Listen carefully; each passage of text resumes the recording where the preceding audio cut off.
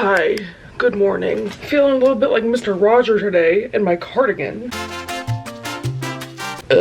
Excuse me. He would not do that though. Anyway, it's 8:30. Holy shit, I have to leave. I just wanted to come on, hop on, say hi. Welcome to Vlogmas Day 17. I have been working my ass off trying to get further into my book. Today at 5 is book club. So I have T-minus 9 hours to finish this book. And I read last night and then I woke up today at 7 and kept reading. I'm at 56%. This says that I have 2.5 hours left in the book. I have an hour-long lunch break and I'm gonna see if Spotify has the audiobook because that would help out greatly. Oh wait, I think Scribd has it, or Everend, whatever it's called now. The vibe of this book is very weird. They're solving a mystery and the main character immediately is like, oh, it's this, because she's a mystery writer, so she knows, oh, this leads to this, and oh, she did this, like, we need to do this. But then everyone else in the book is like, what are you doing? And even the male main character love interest is always following her around, and he's so hot and cold. And 1 second he'll be like very intense, and then the next he's like, wanna make out? He's literally said wanna make out like 10 times. And I'm like, are you a child? Okay, yeah, Scribd has the audiobook. I'm gonna start the audiobook, even though I really don't like audiobooks. I feel like I zone out. I'm on chapter 41, so I'm just gonna pick up where I left off, drive to work, and try and get some work done somehow while listening to this. The other thing is, I forgot that we're doing a blind date with a book swap at this book club, so I'm bringing my books with me to work that I need to wrap, and then over lunch I'll probably listen to this and then wrap them. Why is everything stressful? Chapter 41. Please don't be an annoying narrator. Chapter 37. Huh? Chapter 41. Maggie had never liked dark places or tight quarters. Anything underground or too confined. Cool, I guess I can deal with that. Alrighty, I have to get going, but are you hungry? Okay, just making sure. Today's a do my makeup in the car kind of day, clearly. Good morning, have a good day. Oh my god, I forgot the whole reason I sat here is to take my medicine. Where is it? Oh my god, it just spilled everywhere. Tuesday in it. Bottoms up and the devil laughs. Oh, I felt them as they went down. Ew. Okay, we really got to go.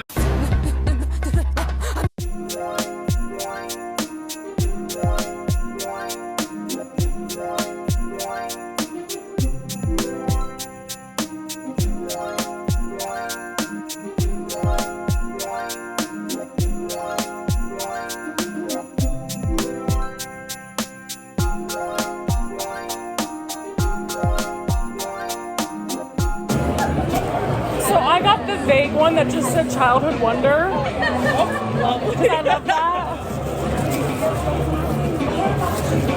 The Secret Garden. Oh, I love that book. I've always wanted to. I have other editions of this version. That's a gorgeous version. I have the edition of Black Beauty in this edition. Oh, I love that. And then I also got darkly imaginative, magical, fantastical, political, literary fiction, philosophical, nature of good and evil, and green. So, shut up! I win. I win. That's crazy. I love this. That's crazy. I brought this on Rogue Unwrapped. I'm sorry, I'm glad. I have wanted to read it.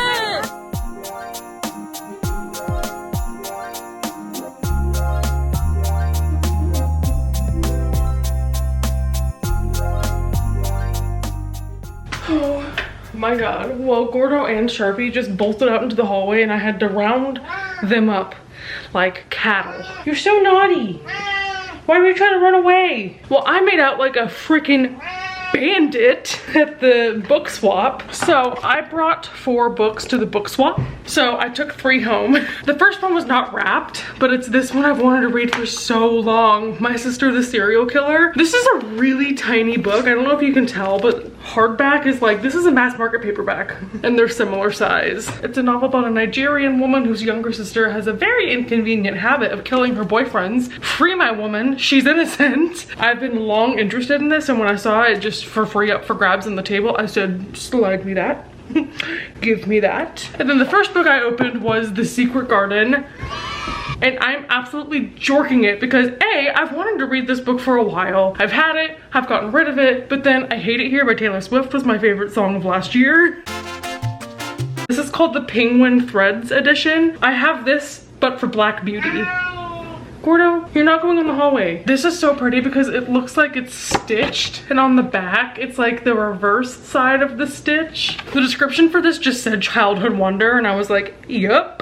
I put my faith in it and it was so worth it. I was so happy. I was really wanting to read that. And then the other one I got was Wicked, which this used to be so easy to find in like dime bookstores. There were so much surplus copies of this. I haven't been able to find it anywhere for less. Like, I've always wanted to try and find it again and acquire it, but it's always sold out at like Half Price Books or the library bookstore. So I chose this because it said it was fantastical and philosophical and it was good versus bad. I should have known. I should have known, but I'm very pleased to have gotten this. So I feel like I have gotten away with a steal of a deal. There were some people who got really good books, like someone got Anxious People by Frederick Bachman. There was an Abby Jimenez book. Someone got Beach Read, Red, White, and Royal Blue. There were some I'd never heard of. Man, that was so fun. I highly recommend. It wasn't like White Elephant or anything, like you didn't randomly get a book, you could choose what you thought sounded good. Highly recommend doing it with your book club or even just your friends. Just do a little book swap. But then, as you saw, I just got home and it's time for my Walmart beauty box unboxing. I typically just put these on Patreon as like a little bonus video because I like unboxings, but I figured since we're here and we need content, might as well. I have Walmart Plus and it's my favorite thing ever. Anytime I shop in store, you can just do scan and go, which is the best, and then I also get delivery a lot because I'm lazy. He agrees. But they also do a quarterly beauty box that's only like $7 or something crazy low. Gordo, you're not going in the hallway. Good thing I was wrapping presents at this table because I have a pair of scissors. So they send me like 5 to 7 samples of stuff, and the first box I got was shit from a butt. I hated everything. It was basically just deodorant and waxing strips, and I was like, oh, so you think I'm stinky. But then last time I customized what I wanted and they got me some really good stuff. So camera eats first. Ooh, oh, I'm already saying good stuff. The first thing. Oh my God. It's a mini-ish Dove body scrub, Himalayan salt and rose oil. See, this I feel like alone would be $6 or $7. So I'm like, this has already paid itself back. I don't know that I love the scent salt and rose. Rose to me can give grandmother if it's not done the right way. She says using a rose body wash from Lush currently. Let's see. Oh, it's like fluffy. It's so fluffy! Wait, no, I lied. I really like that. That's very pleasant. And that feels like it could be Jindy Nooch. I know I didn't feed you. I'm sorry. Can you give me 5 minutes? I'm doing an unboxing for the people. They're so mad at me. Okay, slay. So Dove, worth it. Well worth it. Putting this in the shower tonight. You want to smell it? Yummy. There's someone in the hallway. See, and that's why you don't want to be in the hallway, because there's strangers who will come and grab you. What's this? What? This is like a full-sized... Okay, so I guess I did mark that I was acne prone because they sent me a whole Proactive cleanser, which I feel like I'm never going to run out of cleanser because my bottle is so huge and I always forget to wash my face. But this is literally a whole ass thing of it. I feel like Proactive is kind of like, it was the commercial when I was a teenager. I never used it. I didn't even know you could get it from Walmart, so interesting. Maybe I'll put this in my shower. Once my shower, I have like a face bar and this could be like a little shower wash for my face or body. Hello? Hello. All right, what's this? Ooh, another lotion. Okay, this is Jergens Vanilla Crush. What is this? Scented body lotion. Okay, yeah. This is Cozy Vanilla Toasted Almonds. I love almond scented stuff and warm sugar. I'm gonna be honest, I just got the EOS pistachio lotion and that scent has been taking over my life. I have stopped using anything else in lieu of that, so this might be not the first thing I reach for because of that. Ooh, but it does smell very almondy.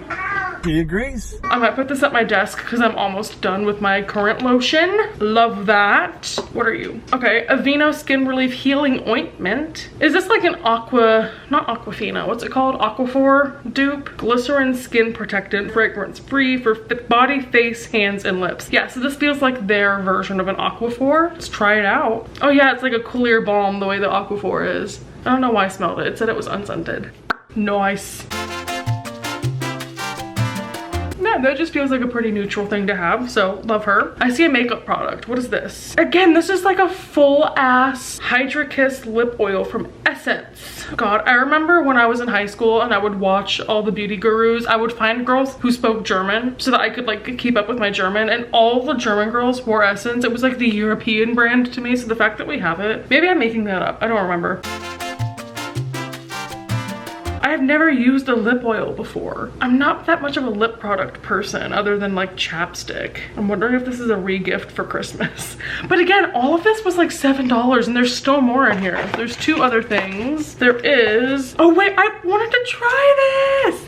This is from the brand Palmer's. I've always wanted to try their stuff. This is specifically their Tahitian vanilla cream. What is it? Oh, there it is. Whipped moisture drenching body cream. I'm getting a lot of lotions in this, which is fine by me. Especially when they're little samples like this, it just feels so satisfying to use them up, so I'm not mad at that at all. Cute. Okay, so some of that, and then final little packet, Good Molecules Hydrating Facial Cleansing Gel. So another cleanser, and this is another nice travel sized thing, so I can bring this when I travel for work or when I'm staying the night at my parents for Christmas, and it's cruelty free. Oh my god, I love doing unboxings like this. It feels like it harkens back to the Ipsy days. I miss Ipsy, but I just don't need that amount of product in my life, so a quarterly cadence is so appreciated. And then this is probably the most I've ever gotten. They probably knew I was doing vlogmas and I was gonna unbox it on camera, but this is so much stuff for $7 and like a full-size product, a couple full-size products. Hell yeah. So is there anything in here that I didn't get? I literally got everything. That has never happened to me before. Sometimes they leave things out. Yeah, all of these full-size products are like $13, $7, $12, $8. I'm gonna rotate these into my catalog of products. And I feel so fortunate right now. I'm like, I got some great books.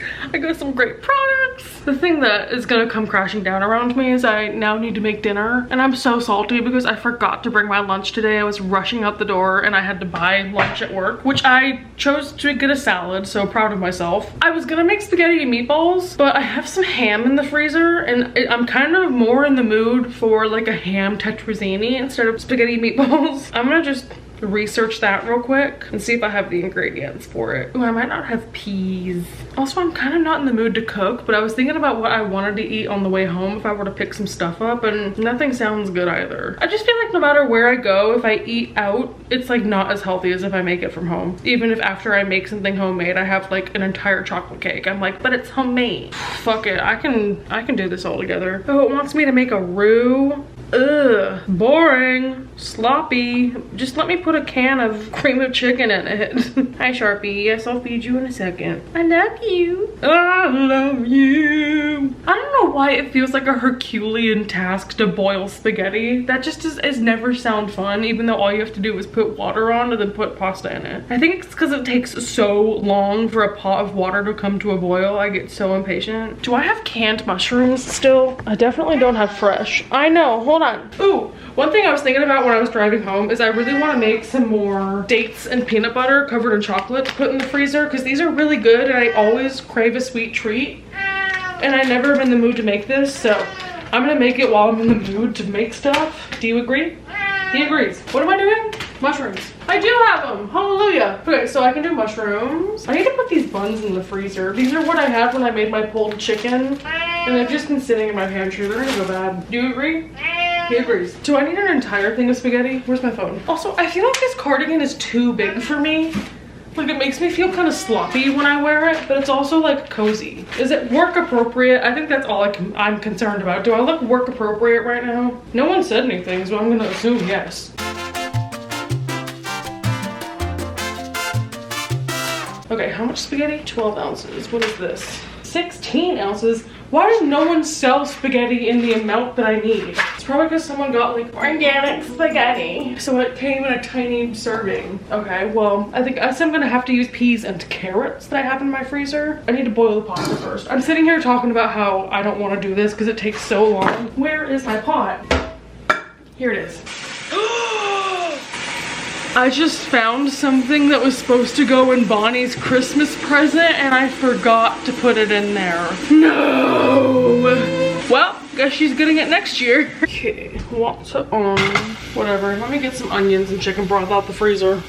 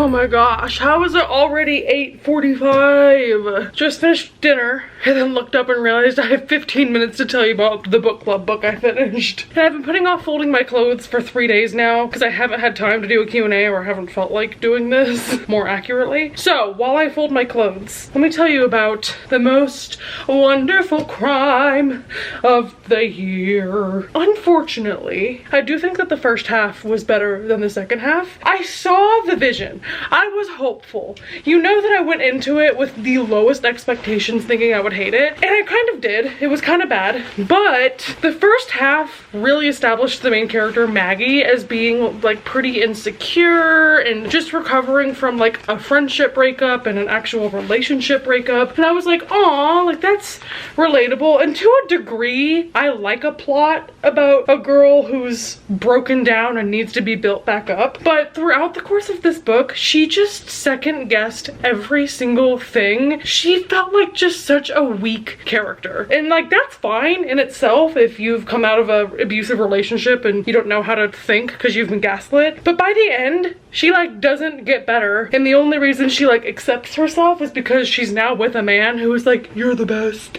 I love you, you're so sexy, you can do anything, I'm gonna protect you. And oh my god, the romance in this book was so ridiculous. I talked about in yesterday's vlog about how the main guy was giving me the ick because he's supposedly like this off the grid, no one knows his backstory kind of guy, very mysterious, very broody, but the way he behaves is childish, like middle schooler childish. And this is sold as enemies to lovers, but it is not. It is enemy to lover. The girl hates him and he's obviously obsessed with her but is pretending he's not. And so he just calls her by the wrong name the entire book, even after she told him not to. Every single scene without fail, he shows up in it and is following her around like a puppy the entire book. Even when she says, leave me alone, I don't like you, he calls her names and calls her sweetheart and is like, I'm gonna protect you. He was so overbearing, and I didn't like how he was positioned as like her savior. The romance was so bad. Like, I didn't like it at all. They had no chemistry to me. The dude was so annoying. I was like gagging. I just knew the audiobook would have to be the only way to go, and it was not good. It was so cringe. Romance was one half of this book, and the other was the whole mystery element of it, which is they're in this giant mansion out in the middle of nowhere and someone disappears. So it's a locked door mystery, like trying to be, and then there were none. But it was so nonsensical. And there were points of this where the romance was so awkward, I was kind of hoping there'd be a plot twist that he was the villain, but no. And then I'm just so confused why this entire plot even happens, and then it's never really explained in the end, like how physically this person disappeared. It was just like, I guess we'll never know. And for a main character who's like a mystery writer and is pretty well known and popular, like she was so dumb. Like, I hate to turn in my feminist card and call another woman dumb. She's not real. She was dumb. But then by the end of the book, when they like figure out what happened, they have this scene where they're just popcorning back and forth like, and then this happened and that's the reason why that's there, and actually you're this. So all the reveals came out of